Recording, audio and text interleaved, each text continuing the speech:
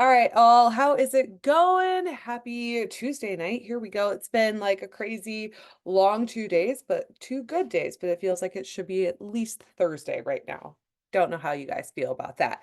But I'm going to go over a couple of announcements first, then we're going to hop into the topic of tonight, which is signs that you may not have realized are signs of high cortisol. So we're going to go through all of the cortisol talk, but I'm going to give you a couple more pointers from what we have talked about in the past, as well as some additional things that we can do to help solve that. Some things that you can do as far as like with the doctor's visit to try and figure out where your levels are at, those kinds of things. Just get into a little bit more detail. So it's going to be really good. As far as announcements go, though, all check-ins should be complete as of right now for everybody. So if you did turn one of those in, those are good to go and back to you by now. I also want to remind everybody, because we do have some new people in here, that I do giveaways every single week for clothing. So every single Friday, I do like a clothing post and showcase a couple of pieces.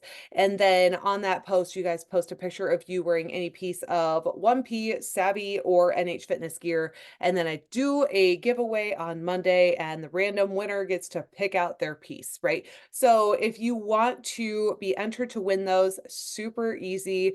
Put your picture up on that Friday post. If you win on Monday, I get a hold of you. I send you a new piece of clothing. It's a lot of fun. So wanted to put that out there for you on that. Also wanted to let everybody know who may be listening to this on our podcast in the future that I have a ton of programs available in the NH Fitness app, and there's actually more coming out here soon. Trying to create those as I go along to give everybody a wide variety so that I can help address anybody at any point in their fitness level and any goal. So I do have those more programming, wow, more programs being developed as we speak. This month, I want to remind everybody to keep on going with their step challenge. There's a ton of people tagging me in their calendars. I see people posting it in our NH Fitness app group chat. I see it coming through on Messenger. Like it's everywhere. So I'm really excited to see everybody continuing that. Keep on killing those 10,000 steps per day. I love seeing that. I am really excited. Our March challenge, we are doing something new. So Shay actually came up with this idea, and Jenna's helping me bring it to life, which is super cool. Shay thought that we should do some sort of a March Madness take on things. So we are developing a bracket style challenge for the month of March where you choose your hard. You choose between two things each day, and the one that you choose moves on to the next set of brackets in a round two, so case and so forth. So it's going to be a lot of fun, and looking forward to doing that with you guys here next month. But for now, keep up with your steps. Let's see. Oh, if you do have time, if you could go on to your either Google Play or Apple Store and leave a review of the NH Fitness app, that would be so amazing. I didn't even think to ask people to do that before, but if you do have time or you would like to go and leave that review on the app, that would be so very helpful. Also, same thing as far as podcasts go, whether you're listening to it on Apple or Spotify, if you can leave a review, that is always, always so appreciated. Please send any order numbers from 1P that you make my way as usual. And then also something I did want to throw out there. I know that I'm a new partner with Savvy. It's a new kind of thing that I'm presenting to you guys. If you are a new customer to Savvy and you want to grab something, I can send you a $25 off code your first order of $49 or more if you want to try something out. So just let me know if you want that code. I can send it your way, and then you can get 25 bucks off your first order to try something out. So there's that. But that is it for all the announcements. So now we're going to jump into all the things cortisol. I'm going to go through again kind of what it is, but more so what regulates it, and how it does do good things. And I'm going to go over some of the good jobs that it does do, why it's a part of our body, why our body produces it. Then we're going to go over some of the signs that we may have too much of it. So with all of that, signs of cortisol. So it is regulated by the HPA axis, which is the interaction between the hypothalamus, the pituitary gland, and the adrenal gland. So HPA makes sense, right? So really that axis is going to distribute cortisol based on mental and physical stressors in your life. So it can be a physical stress where you're out running sprints because your body thinks you're outrunning a tiger. But it could also be mental stress, like we're having a argument with our significant other, or financial stressors, or our boss is being an a-hole, right? One of the things.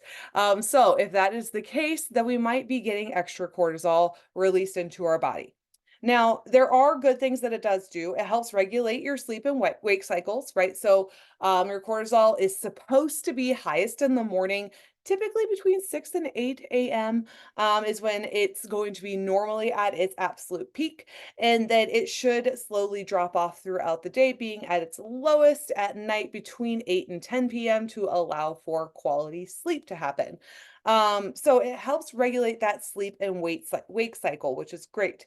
Cortisol awakening response is what it is in the morning that is between 6 and 8. It is that way to help us wake up, right? So if we have this cortisol awakening response where it peaks up in the morning, it's going to help us get up. It's going to help us give us some energy and get moving on with the day. So that is what that's job is in that sense.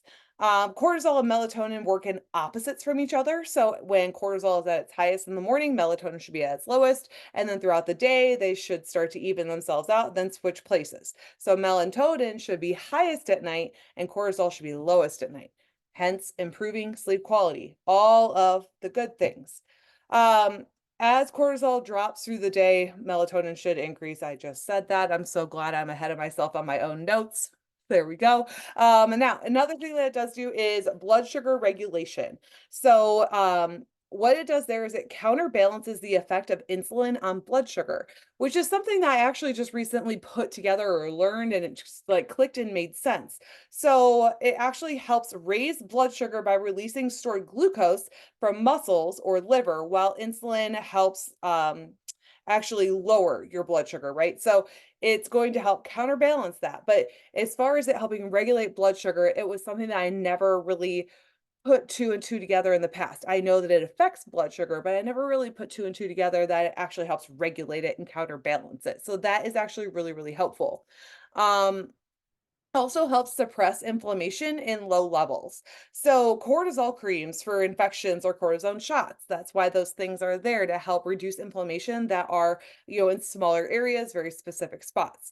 Where normal levels of cortisol actually help boost immunity by limiting the inflammation, right? So, it's like the way that it was described in the podcast I was listening to, which I'll tell you here in a second or at the end, is like the Goldilocks situation, right? We need just the right amount. Too little is not good, too much is not good. We need somewhere right in the middle. Some things that cortisol is too high, the signs there. Oh, it's so interesting.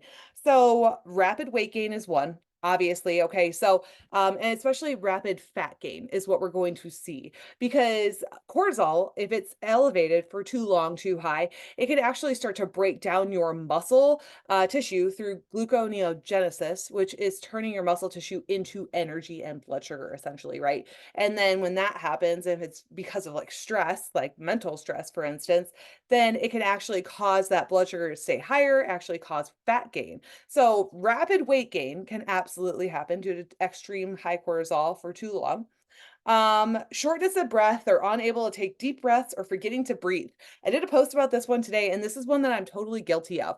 I'll be standing here like typing away, working, or doing dishes, or in the middle of the grocery store, or whatever, and suddenly I'm like, like I can't breathe. And it's because I, for some reason, have either switched to very shallow breathing, so like breathing all up in my neck and in my chest, my upper chest, into my shoulders, and I'm not taking like and using my diaphragm and my ribs to take good breaths. So I'm gasping for air because I've just been so focused on a task or a million tasks that I didn't remember to take good quality breaths, right? That's a sign that cortisol is high and too high.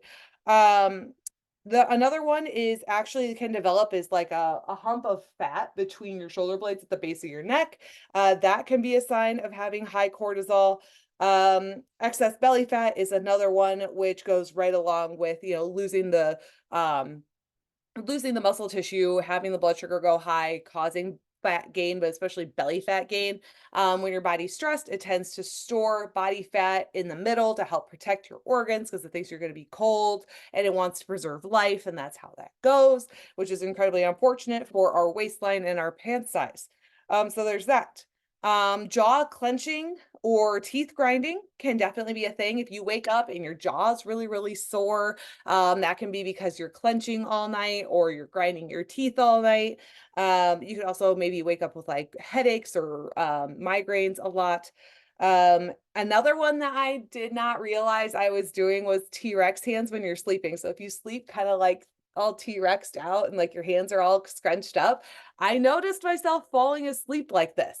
And I'm like, what am I doing? So like before I fall asleep, I'm very focused on making sure that my hands are flat and relaxed. And I don't know if they stay that way or not, but if you ever wake up in the middle of the night and you're all sorts of T-Rexed out, it could be a sign that you are actually quite stressed. So that is something as well to keep an eye on.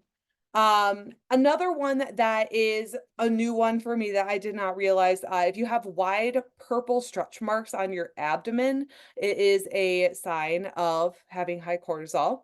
The mood swings, anxiety, and depression, we've talked through those before. Memory issues, kind of always forgetting why you walk into the room, right? Losing your sunglasses that are always on your head, losing your keys or your phone that are in your hand all the time, those kinds of things.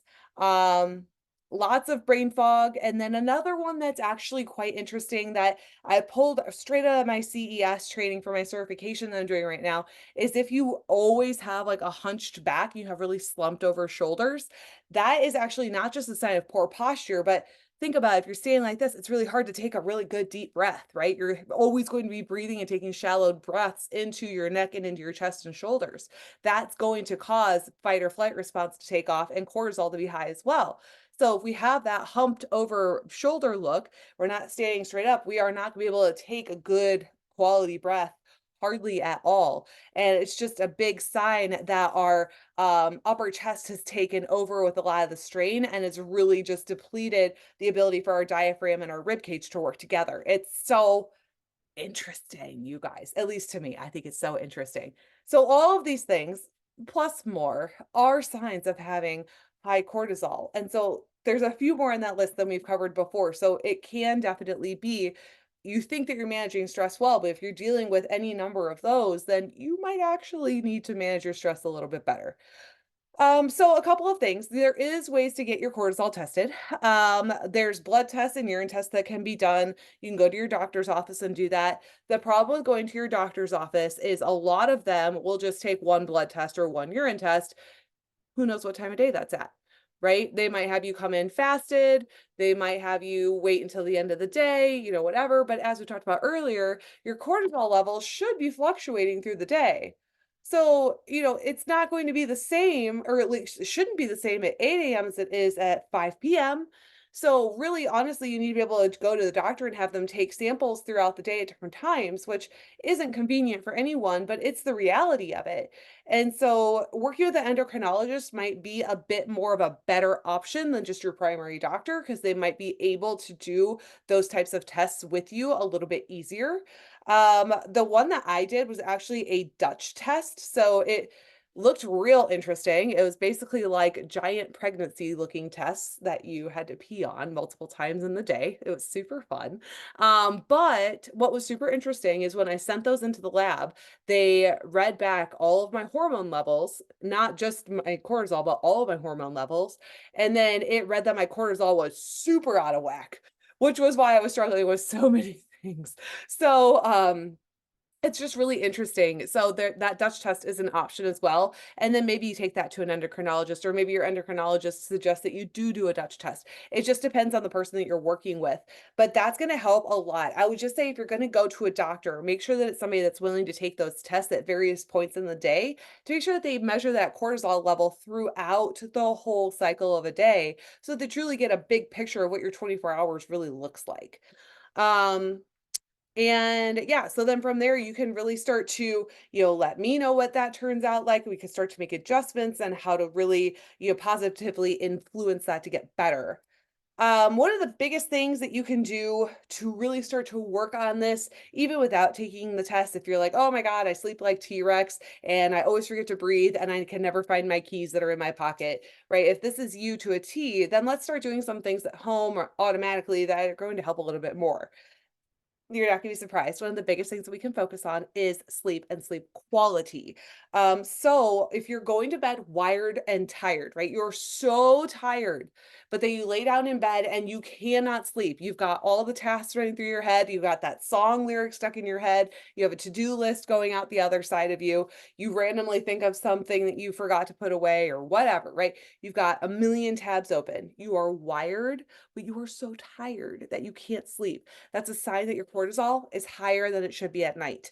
Also, if you have like that 2 or 3 a.m. kind of like natural wake up call, another sign that your cortisol is higher than it should be. So that is because your cortisol technically starts to increase after midnight, but it should not be increased enough to wake you up at that point unless it's already too high. So we really, really need to work on improving that sleep quality. So things that we can do and some things that I haven't really brought up before. Obviously, try to reduce screen time at night. So, minus, talking to me on Tuesday nights, try to reduce your screen time as much as you can. That blue light really makes a big difference. Also, watching things that stress you out, like if you're watching the news or a scary movie or a thriller of some sort, like those kinds of things. I know if I watch a scary movie, mama ain't sleeping. And it could be the dumbest scary movie. It can be like Ernest Goes to Halloween, and I am not going to sleep, okay? Like I'm gonna have a terrible nightmare about those green things that pop out of the cave. It's bringing back PTSD, I swear to God. You know what I'm talking about. Anyway, from there, don't watch things that stress you out at night. Other things, try not to argue with your loved ones at night, your kids, your husband, right? Those things need to really try not to happen at night. And the reason that that has to happen is because you're both home at that point, but you're both tired at that point. So you're both grouchy at that point. And then somebody says something and then it just unravels. And then we go to bed angry. Like, that's not fun. Don't do that, Jonah. Don't do that. Don't do that. So when we like have like an argument of any point, even if we know everything's gonna be fine, it still raises our cortisol at night. So try not to do arguments at night. If you're gonna have a conversation with somebody, try and do it in the morning. I know that nobody really wants to start their day with a bad or a hard conversation, but that's going to be the best way that you can calm down throughout the day and get it to resolve before you go to bed. Um, let's see, reduce caffeine by 2 p.m., please. If you struggle with cortisol, really you should probably be trying to pull down caffeine even more. Jenna, you're the one who put in the really low caffeine goal for this March Madness. I edited that crap.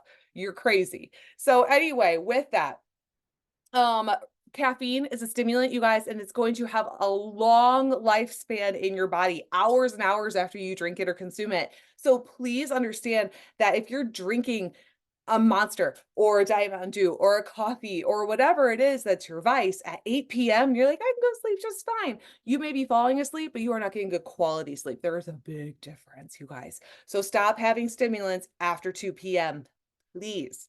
Another one, avoid high intensity workouts at night if you can.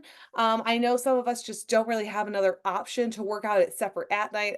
Kudos to you all. If you tell me I'm going to go do any sort of a workout at night, I'm going to say but if that is your only option, really try to do strength training, try to do walking, things that are lower intensity as far as just like heart rate wise. We don't want to be shooting our cortisol through the roof doing CrossFit at 8 p.m. if we can help it. So that's other things to do there. Nutrition choices. When blood sugar spikes happen from poor food choices, higher levels of inflammation occur, and with higher levels of inflammation come higher levels of cortisol. So we really, really need to try and have proper and better quality food choices that are not overly processed foods. When we have very simple carbs that digest very quickly, then that's going to spike that insulin, spike that cortisol. And that's not going to help because that cortisol is going to keep on trying to climb in order to help balance out the blood sugars and all the inflammation happens from that. And we don't want that. Okay. So really try to pull back on those processed foods for the majority of the time. So please don't make it a process and a regular habit to have a pint of ice cream before you go to bed every single night, like my husband used to do. Um, Whole foods should be the key. That is going to be full of antioxidants. That's going to help a ton to reduce that overall inflammation as well. Movement is going to help, but please do not mistake. We do not need to do high intensity workouts all the time. We don't have to do high intensity workouts most of the time. Honestly, strength, walking, stretching with a little bit of hit or hard runs worked in is going to be the perfect combination. So if you're doing CrossFit like I used to, 5, 6, 7 days a week, that is going to set you up for a disaster, especially if you already struggle with high cortisol and high stress. So do not do that to yourself. We need to pull back a little bit, you guys. It's going to make a huge difference for you. Um, Body composition as lean as possible is not the answer. Trust me, that can lead to even higher cortisol levels and it can rubber band back at you and smack you in the face faster than you could imagine. Been there and done that. So as lean as possible is not the answer. BMI is also not the answer. You guys, if I look at my BMI right now, it's telling me I'm obese. I am not, right? Like, do not go off of BMI. Those charts are absolute crap. Do not go off of BMI, but we have to go off of body composition itself. So balanced amount of muscle and fat will help balance cortisol levels. So it's actually been shown in studies that the more overweight and obese someone is, the higher the amounts of cortisol will be released after food intake of any sort. So if we can reduce the obese, if we can reduce the overweight, the cortisol level reaction will be lower and therefore the inflammation level will be lower and everything will be moving a lot easier. So we need to help improve that body composition, which is what I'm helping you do anyway. Um, Another thing you could do, go outside with any sort of input. So what I mean by that is go outside without earbuds in. Guilty of this time and time and time again, but I'm really trying not to do it anymore. No music, no podcast, no nothing. If you can, put the phone in your pocket just to have it, but don't try not to look at it. Try and just like look at the colors, smell the smells, look at the trees, listen to the birds, listen to the wind, whatever it is, listen, look around, notice your surroundings. It's going to help so very much with reducing cortisol. They say that just 3 minutes outside helps a ton. And when you go out there and you don't have somebody yelling at you in your ears, whether it be like, my Nickelback that I enjoy because I'm ridiculous, or Hinder, gotta love Lips of an Angel, right? Like if I hear that stuff in my ears, it makes me want to go like running and stuff. I don't want something that's gonna make me run through a brick wall when I'm supposed to be calming down, right? So let's chill out. We gotta calm down. We gotta look around, listen to the birdies. It's gonna be great. But studies have actually shown that a ton of improvements with this is literally coming from going outside daily without listening to anything except for nature itself. As far as supplements and deficiencies go, I've talked about magnesium a million times. It is going to be really, really helpful for calming and relaxation. It gets depleted a lot during times of high stress. And actually, if you are doing too much caffeine and your cortisol is already too high, the caffeine receptors can actually block the receptors that we need for magnesium to be absorbed into the body. So we need to really chill on the caffeine and improve the magnesium intake if we're struggling with cortisol overall. Um, and then zinc is another one, which is really cool in our app. You can actually track your zinc and see where you're at in there on a daily basis. Zinc actually helps lower excess cortisol by helping produce the neurotransmitters that are calming. So, with that, I looked it up. The RDA, which is the recommended amount, suggests that we get 8 milligrams a day for women and 11 milligrams a day for men. But as we know, the RDA is the minimal amount to keep us from getting sick, right? So optimal intake is around 40 milligrams per day, according to Harvard Medical. So obviously double check with your doctor for suggestions and recommendations for how much you should be taking in. But when you look in our NH Fitness app, if you're tracking consistently, you can look at the details of the day. You can actually see your zinc milligrams that are adding up, which is super helpful. So I would definitely suggest looking at that, see where you're sitting with that, and try to at least get that 8 to 20 in and see how you're feeling. If needed, we can always supplement extra with just plain zinc. So there's that. But I wanted to let you guys know I took the info from this call from my experience and the previous training I've had, also from my CES certification that I'm earning right now, but also from a podcast by Andrea Allen, and it's called the Make It Simple podcast. Wow, Make It Simple podcast. So very interesting episodes in there. She's actually really awesome to listen to all the way around, and she has a ton of great posts and helpful social media stuff too. So I would definitely suggest giving her a follow and checking her out as well. But that is what I know. Let's see. Jenna says the news is always stressful. Absolutely, it is. And you're the monster with my kids at bedtime. I get that. I am sometimes the monster with my kids at bedtime too, especially if I fell asleep on the couch and they decided to ask me if I was sleeping. That's a really good way to piss mom off. But regardless of that, is there anything else I can help you guys with tonight? Are there any questions on this or anything else? All right.